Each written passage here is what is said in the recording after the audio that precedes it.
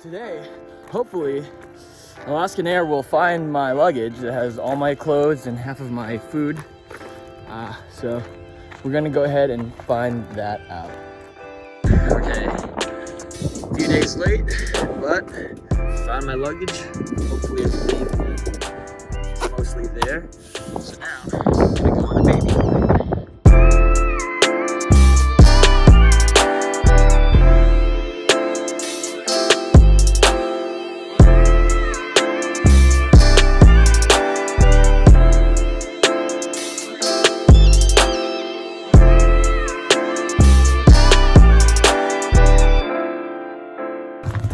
Okay, since I landed, they kind of give me a quick down and dirty of where I'm going to be living. And this is Ugashik, traditional village.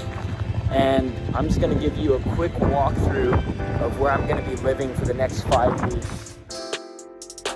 Okay, so this is home for the next 5 weeks. Let's take a look inside. All right, let's give you a tour. As soon as you walk into the right, coat hanger, right? Got my chair to sit on while I put on my shoes. Asian household, no shoes in the house, except for, you know, the chanelas, house slippers. Got my ruck here set up. This is kind of like the fitness corner. It's 50 pounds in there. You guys will see this later. Pull-up rings.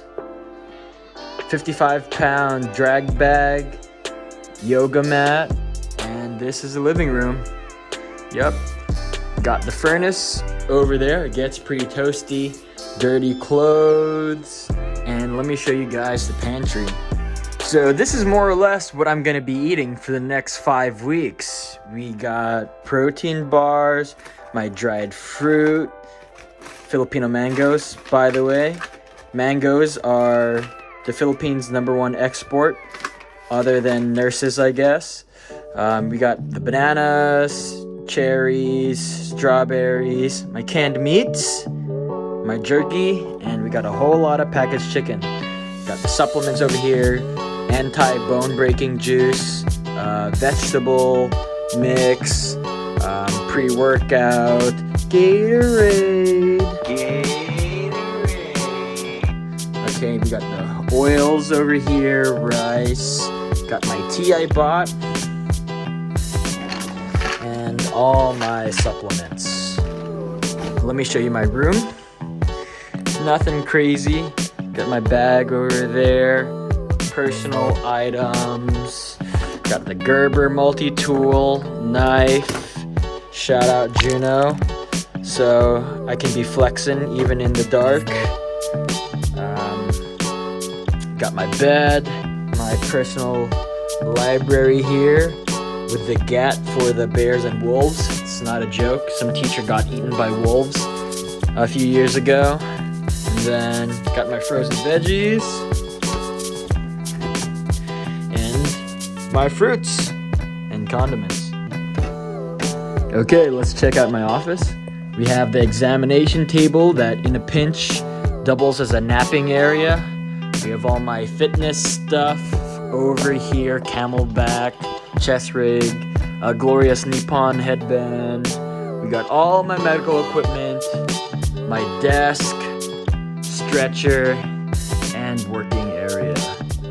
And actually what's important to know is that if this was a traditional dwelling, over 10 people would live here. So I'm super fortunate and super grateful that Ugashik village has given me this space to live in. All right, guys, this is Larry, and can you tell us what you do here in the village? I'm the environmental coordinator and also special project manager. In other words, whatever needs to get done when people are fishing, I do. He does it all. He's the Grand Master. I'm a legend in my own mind, and I won't forget it. Part of the job is being able to respond to whatever calls I need to around the village. And even though the village is small, you definitely don't want to be walking around. So thankfully, they gave me this thing to zoom around.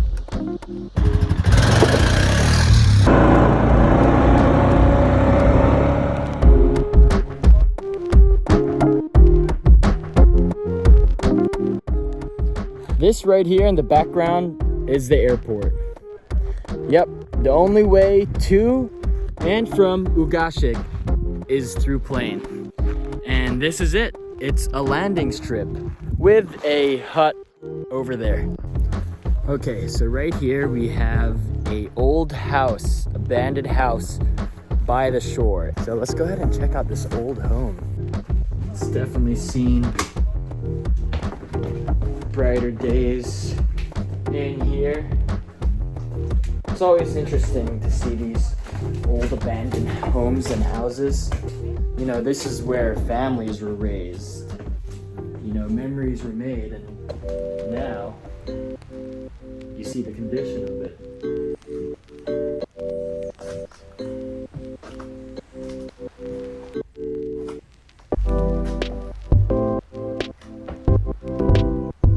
I could definitely see this being comfy back in the day. Just a 2-room home right next to the river. And I'm not sure what this is. I doubt that this is just a roof. There used to be, you used to go inside this thing. Who knows? So there's the community center where I sleep. And here's a beached barge that has been here for over 8 decades. There's like a lot of things here. This thing has definitely seen better days. Let's get on top of it.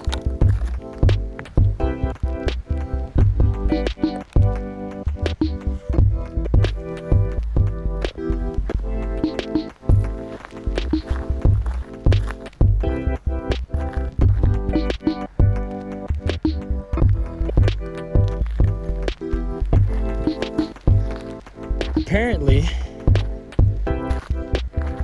so back in the 1900s, how many immigrants were there? Who was put to work? That's right, the Chinese. And apparently, this is called an iron chink because the Chinese were to be known as the hardest working out of all of the people in America. And this thing could work harder than a Chinaman even.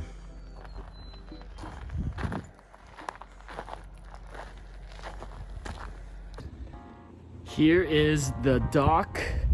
Very nice, serene place. I think I'm gonna have a few good workouts here. Wow. I didn't know otters got so advanced they could build structures like this. That's extremely inspiring. And this right here is the cannery. And as soon as I step in, this reminds me of some sort of mob hideout or safe house where you get tortured if you're a rat. You'll be sleeping with the fishes soon if you're brought here. Oh yeah, this is sweet.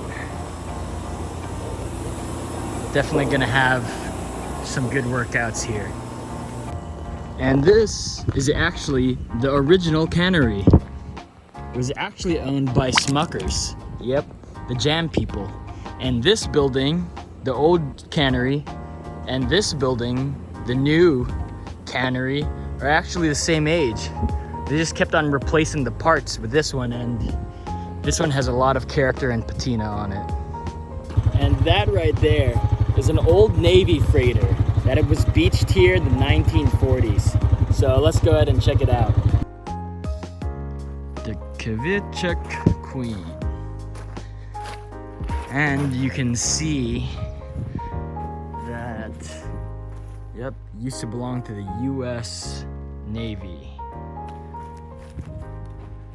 Let's hop on there and check it out.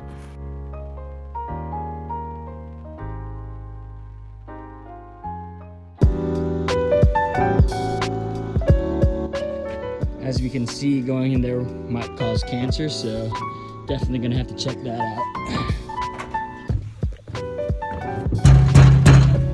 Anyone home?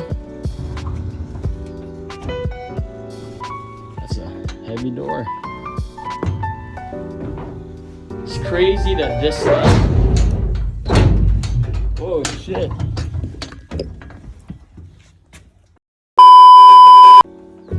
Crazy that this thing used to be the pinnacle of technology back in the day.